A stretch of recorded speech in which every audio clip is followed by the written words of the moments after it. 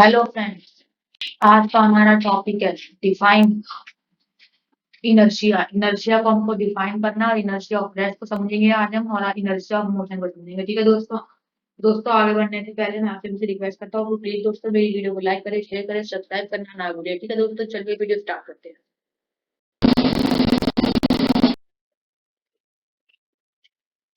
Inertia क्या होता है?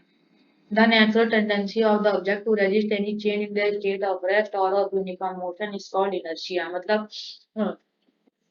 किसी भी ऑब्जेक्ट का नेचुरल व्यवहार, प्राकृतिक व्यवहार, जिससे कि वो अपने स्टेट में अगर वो रुका है तो वो रुका ही रहना चाहता है, और अगर वो चलता है तो वो चलता ही रहना चाहता है। इसी को हम दोस्तों इनर्शिया कहते हैं।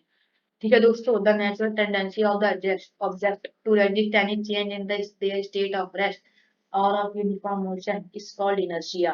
मतलब कि अ, किसी भी ऑब्जेक्ट का व्यवहार जिसमें वो अपनी स्टेट में, या अगर वो रुका है तो वो रुका ही रहता है, और अगर वो चल रहा है चलता ही रहता है, जब तक कि इसमें कोई भी एक एक्सटर्नल फोर्स नहीं लग रही होती है।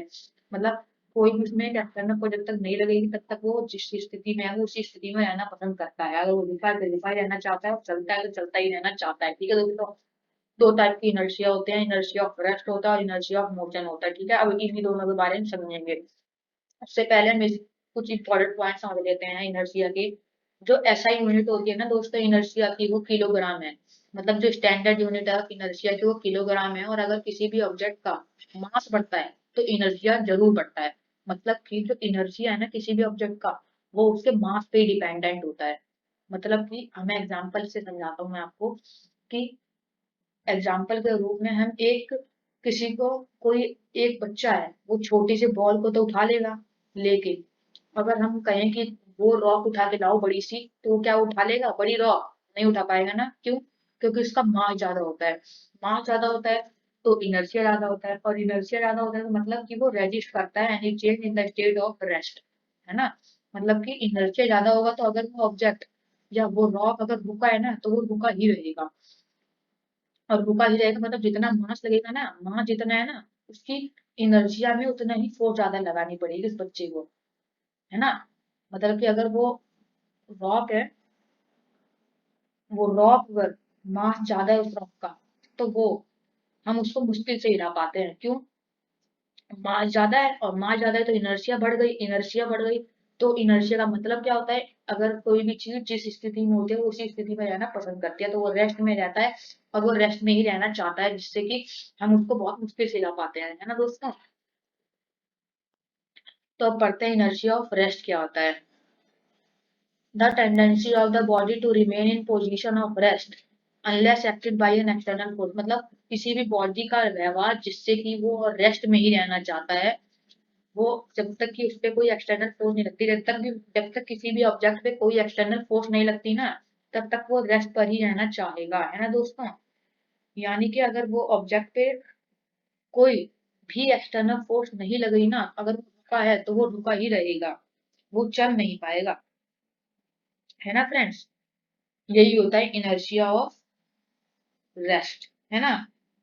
और एग्जाम्पल से समझने की कोशिश करते हैं हम कि as the carpet is beaten, जैसे कि हम कारपेट में से धूल निकालने के लिए उसको बीटते हैं, मारते हैं ना किसी भी लकड़ी वकड़ी से, तो जो कारपेट है वो तो आगे मूव कर देती है, कारपेट आगे की ओर चल देती है। तो अब हमने उस पर डंडे से मारा तो डंडे के फोर्स से वो आगे बढ़ी, लेकिन जो उसके अंदर डस्ट फंसी हुई है वो वही रह जाती है, वो वही रहती है, जिससे कि डस्ट कारपेट से अलग हो जाती है, और डस्ट नीचे जाके गिर जाती है। क्यों अलग हो जाती है वो उससे? क्योंकि इनर्शिया ऑफ रेस्ट में हमने फोर्स लगाई डंडे से किसके ऊपर? कारपेट पे। कारपेट फोर्स तो मूव करी, लेकिन फोर्स तो कारपेट पे लगी है, तो डस्ट तो मूव होएगी नहीं, क्योंकि डस्ट पे फोर्स लगी नहीं, और वो रेस्ट में थी तो वो रेस्ट में ही रहती है, क्योंकि जब तक उस पे फोर्स लगेगी नहीं तो वो चलेगी कहाँ से? तो वो रेस्ट पे ही रहती है, और इसलिए वो थोड़ा आगे निकल जाती है कारपेट, और डस्ट वहीं रह जाते हैं, तो जिससे दोनों लग जाते हैं और डस्ट गिर जाती है नीचे। ऐसे ही हम कारपेट से साफ कर देते हैं। है ना? दूसरा एग्जांपल लेते हैं कि सेट ए 5 रुपी कॉइन। अगर हम 5 रुपए का कॉइन लेते हैं, है ना दोस्तों, मान लीजिए हमने 5 रुपए का कॉइन लिया, उसको हमने कार्ड के ऊपर रख लिया, जैसे कि यहाँ पे एक कार्ड दिख रहा है ना, इसके ऊपर हमने ये 5 रुपए का कॉइन रख दिया, और हमने उस कॉइन को हमने खींचा यूं करके, है ना, यहाँ खींचा, तो कॉइन कॉइन थोड़ा ना खींचेगा, क्योंकि कॉइन पे तो कोई फोर्स लगी ही नहीं है, कॉइन तो रुका का रुका ही रहेगा। और जब यहाँ से कॉइन, जब ये कार्ड हमने यहाँ से फोर्स लगाई कार्ड पर, तो कार्ड दूर हट गया फोर्स से। थे तो दोनों ही, ये कार्ड भी था और ये कॉइन भी था, दोनों रेस्ट में थे। लेकिन जो हमने हमारी ये फिंगर है, इसके फोर्स से ये कार्ड है आगे की ओर चला, है ना, ये आगे की ओर चला। और जो ये कॉइन था, ये इनर्शिया ऑफ रेस्ट में ही रहता है ना, ये कॉइन इनर्शिया ऑफ रेस्ट में ही रहता है, जिससे कि जब ये कार्ड इसकी जगह से हट गया, तो कॉइन जब यहाँ पे इनर्शिया ऑफ यहाँ पे था, मतलब रेस्ट की इनर्शिया में, तो फिर वो नीचे जाके गिर जाता है। ये किस लिए होता है, कैसे होता है, ये इनर्शिया ऑफ रेस्ट की वजह से होता है, क्योंकि हमने इस अपनी उंगली के प्रेशर से इसको धक्का दे दिया, और ये तो फिर प्रेशर से आगे हो गया। लेकिन पॉइंट रेस्ट पर था, तो वो पॉइंट रेस्ट से नीचे गिर जाता है। कैसे नीचे गिरता है, क्योंकि जो जिसपे वो खड़ा था, वो किस पे खड़ा था, वो इस कार्ड पे खड़ा था, कार्ड तो हट गया, कार्ड हट गया तो वो नीचे आके गिर गया, क्योंकि वो इनर्शिया ऑफ रेस्ट में था। ठीक है, तो यही इसी कारण से होता है। ठीक है दोस्तों, ये किस कारण से होता है, ये इनर्शिया ऑफ रेस्ट के कारण से ही होता है ना। अब हम पढ़ लेते हैं कि इनर्शिया ऑफ मोशन क्या होता है, कि इनर्शिया ऑफ मोशन क्या होता है। Inertia is the resistance of any physical object to any change in its velocity.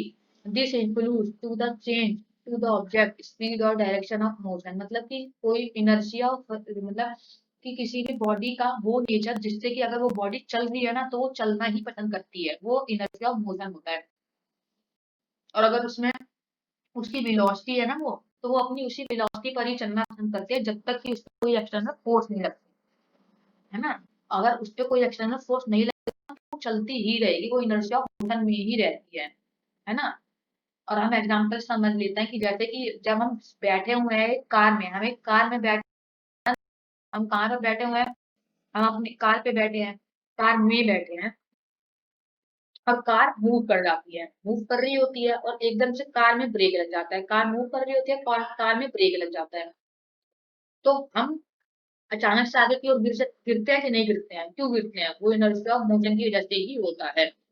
कैसे, जैसे कार चल रही है, मोशन में है कार, तो हम भी चल रहे हैं, हम भी, क्योंकि कार में बैठे हैं तो हमारी बॉडी भी मोशन में ही थी, उस समय कार भी मोशन में थी, बॉडी भी मोशन में थी। लेकिन कार पे एक एक्सटर्नल फोर्स लग गई, कौन सी थी वो एक्सटर्नल फोर्स, ब्रेक, ब्रेक से था, ब्रेक अप्लाई हुई, और ब्रेक अप्लाई हुआ तो कार रुक गई, कार रुक गई। लेकिन हम तो चल रहे थे, हमारी बॉडी तो मोशन में थी, इनर्शिया ऑफ मोशन के कारण हमारी बॉडी मोशन में ही थी, और वो एकदम से रुक तो पाती नहीं, क्योंकि इनर्शिया ऑफ मोशन एकदम से रुकने नहीं देता, तो हम थोड़ा आगे की ओर गिर जाते हैं इसीलिए। क्योंकि जैसे कि कार है, वो चल रही है, एकदम से ब्रेक लगता है, तो कार पे ब्रेक लगा तो कार तो रुक गई, एक्सटर्नल फोर्स लगा, कार पे रुक गई।